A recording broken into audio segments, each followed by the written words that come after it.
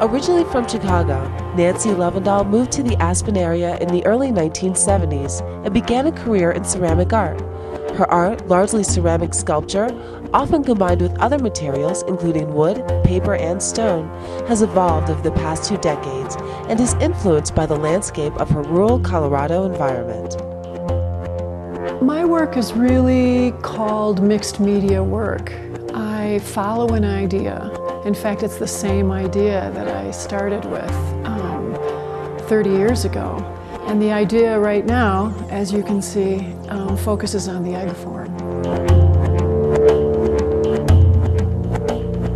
Well, I started always with the landscape as a strong inspiration, which really arose out of growing up in Chicago.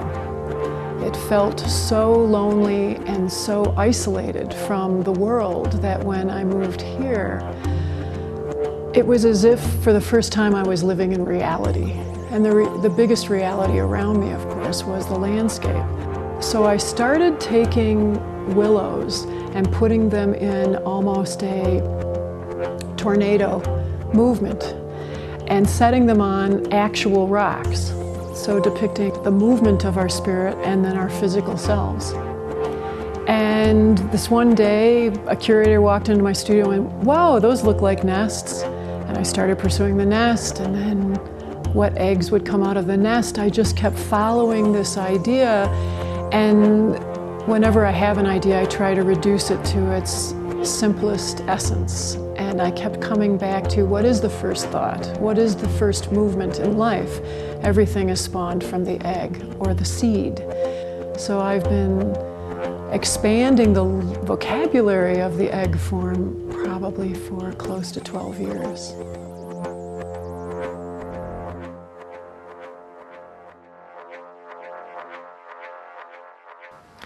I always start with drawing, and it's a way for me to think.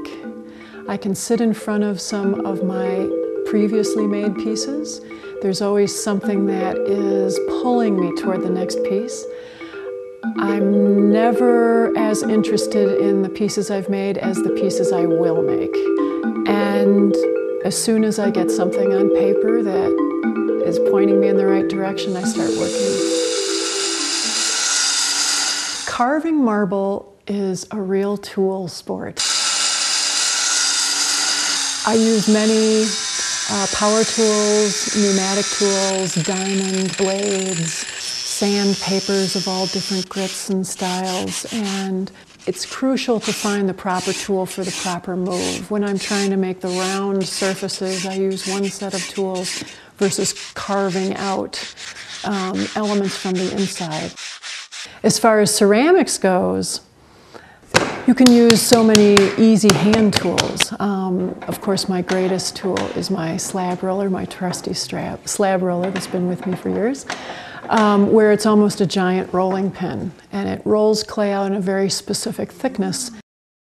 So I use spoons to carve them. I use fettling tools, carving hand tools to texturize them, and something called a rib, which is a piece of rubber that just you can drag across the surface of the clay.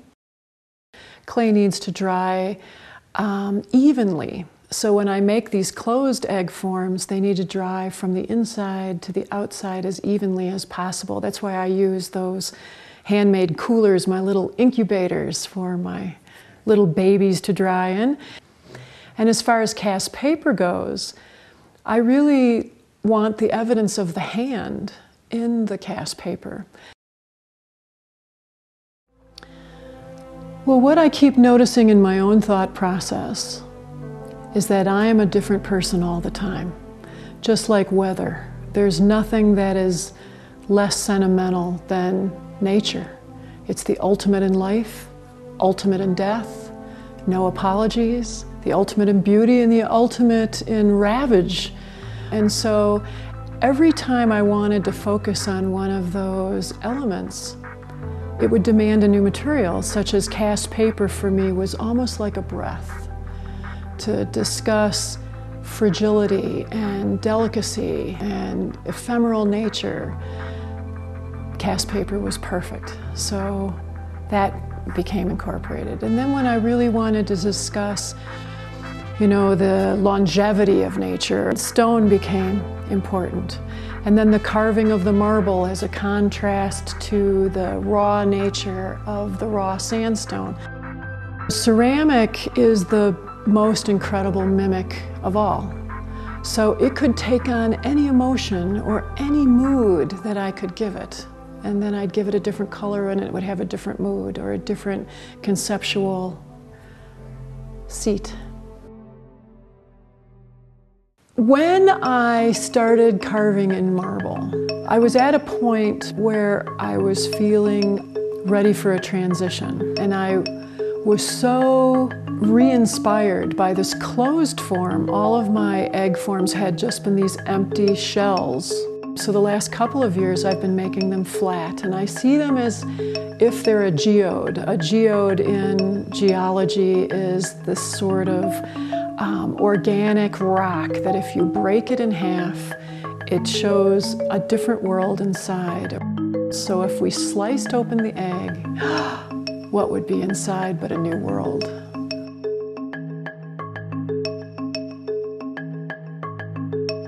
What are these new worlds about within the geode? They're about where we are in the world, about where we see ourselves in the world, and where we actually see the world. In other words, we all have a sense of worry, I think, about greenhouse gases and, you know, over-excavation or over-drilling or overuse. So what I am doing is positing the idea of renewal in the physical world as well as the conceptual world. In the case of the Rhone Plateau sculpture, I'm actually penetrating the egg all the way through. I'm actually breaking the egg because that's what I really feel is happening. You know, it's being drilled so extensively under people's houses, around people's houses. I'm not necessarily judging it. I'm really trying to observe it, because how do we know if that's 6 days of energy that we're going to get out of all the natural gas that's supposedly to be found on the Rhone Plateau isn't going to be the 6 days we really need. You know, how do we know? But I intentionally started piercing the egg because I think we've gone so far in our collaboration with the earth, shall we say, that we're actually cracking open the core of the earth. What I marvel at living in this place, that I'm sure is apparent to so many of us, is there is the highest technical stuff available, the highest intellectual thought available, the highest cultural activities available here, side by side with that dynamic silence. So often I travel, you know, to where I work in New York or LA or Europe or wherever, and I have such a base here to come back and just think, to distill. I think we're so bombarded by contemporary images and television and advertising and sounds. I can turn all that off here, and I'm really able to let the dust settle. So this is where I have that incredible oasis, that incredible silence.